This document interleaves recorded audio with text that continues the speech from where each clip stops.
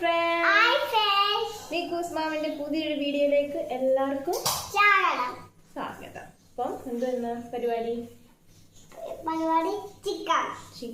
Chicken അല്ല beef biryani വെക്കാൻ പോകും ഞങ്ങള്.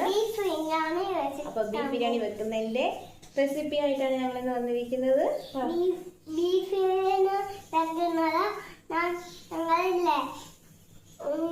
അപ്പൊ എങ്ങനെയാ വെക്കുന്നത് ഞാൻ കാണിച്ചു തരാം, എന്നിട്ട് വരാം കേട്ടോ. അപ്പോൾ നമുക്ക് കഴുകി വൃത്തിയാക്കി വെച്ച ബീഫിലേക്ക് 1 ടീസ്പൂൺ മല്ലിപ്പൊടി, 1 ടീസ്പൂൺ ഗരം മസാല ഞാൻ വീട്ടിൽ പൊടിച്ചെടുത്തതാണ്. അതുപോലെ ഇഞ്ചി പച്ചമുളക് പേസ്റ്റ്, 1 ടീസ്പൂൺ മുളക് പൊടി, 1/4 ടീസ്പൂൺ മഞ്ഞൾപ്പൊടി, അതിന് ആവശ്യത്തിന് ഉപ്പും ചേർത്ത് നല്ല രീതിയിൽ മിക്സ് ചെയ്തിട്ട് ഫ്രിഡ്ജിനകത്തിലേക്ക് മാറ്റി വെക്കാവേ കുറച്ച് നേരം. അത് കഴിഞ്ഞ് ആ സമയം നമുക്ക് സവാളയുണ്ട്, ഒരു 2-3 സവാള എടുത്ത് കനം കുറച്ച് അരിഞ്ഞതിന് ശേഷം ഓയിലിനകത്തിൽ നിന്ന് ഫ്രൈ ചെയ്തെടുക്കണം. ഡീപ്പായിട്ട് ഫ്രൈ ചെയ്ത് കരിഞ്ഞു പോകാതെ സൂക്ഷിക്കണേ.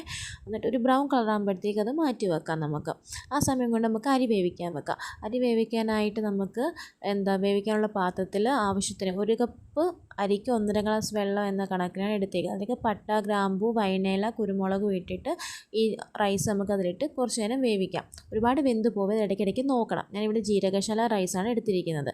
അത് കഴിഞ്ഞ് അതിൻ്റെ മുകളിലായിട്ട് കുറച്ച് ഈ ഫ്രൈ ചെയ്ത് വെച്ച സവാളയുണ്ടല്ലോ അതും ഇട്ട് കൊടുത്തൊന്ന് വേവിക്കാൻ വെക്കാം.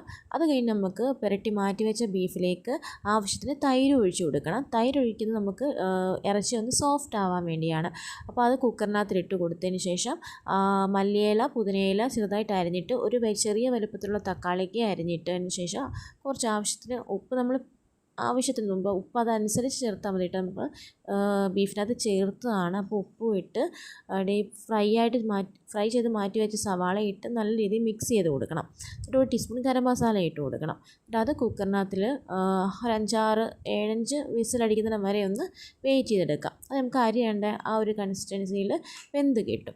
അപ്പോൾ ആ അരി വെന്ത പാത്രത്തിൽ തന്നെ നമുക്ക് ഈ ബീഫ് ഉണ്ടല്ലോ, വെന്ത ബീഫ് നമുക്ക് ആ ഒരു പാത്രത്തിൽ ഇട്ട് കൊടുത്തതിന് ശേഷം വെള്ളമൊന്നും ഒഴിക്കരുത് ബീഫിനകത്ത്, കാരണം ബീഫിൽ നിന്നുള്ള വെള്ളം ഇറങ്ങി ബീഫ് വെന്തോളും. എന്നിട്ട് അതിൻ്റെ മുകളിലായിട്ട് നമ്മൾ വേവിച്ചെടുത്ത അരി ഉണ്ടല്ലോ അത് മുകളിൽ ഇട്ട് കൊടുക്കണം.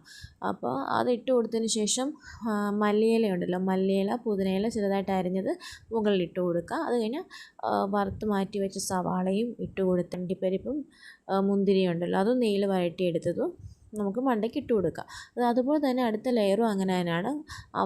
ബാക്കി വന്ന ആ അരി ഉണ്ടല്ലോ, റൈസ് ഉണ്ടല്ലോ അതും മുകളിൽ ഇട്ട് കൊടുത്തതിന് ശേഷം ഇതുപോലെ തന്നെ ഉള്ളി, സവാള, അണ്ടിപ്പരിപ്പ്, മുന്തിരിങ്ങ, മല്ലിയില ഇട്ട് കൊടുത്തതിന് ശേഷം 1 ടീസ്പൂൺ നെയ്യും ഇട്ട് സാഫ്രോൺ ഉണ്ടെങ്കിൽ അത് പാലിനകത്തിലൊന്ന് മുക്കിയിട്ട് ഒന്ന് ഇതാക്കിയിട്ട് അതിന് മുകളിൽ തൂക്കി കൊടുക്കാം. അപ്പോൾ നമുക്ക് സ്വാദിഷ്ടമായിട്ടൊരു ബീഫ് കിട്ടും. അതൊരു 15 മിനിറ്റ് നമുക്ക് ഗ്യാസിലൊന്ന് വെച്ചിട്ട് അതിൻ്റെ വെള്ളം ഒന്ന് വറ്റുന്നതാണ് വെയിറ്റ് ചെയ്തിരിക്കാം. അപ്പോൾ നമുക്ക് ഇങ്ങനെ അടിപൊളി ബീഫ് ബിരിയാണി കിട്ടുവേ. എല്ലാവരും വീട്ടിൽ ട്രൈ ചെയ്തിട്ട് അഭിപ്രായം പറയണേ. അതുപോലെ തന്നെ ലൈക്ക് ചെയ്യാനും ഷെയർ ചെയ്യാനും സബ്സ്ക്രൈബ് ചെയ്യാനും മറക്കല്ലേ. അടുത്തൊരു വീഡിയോ ആയിട്ട് വരുന്നതിന് വരെ ബൈ.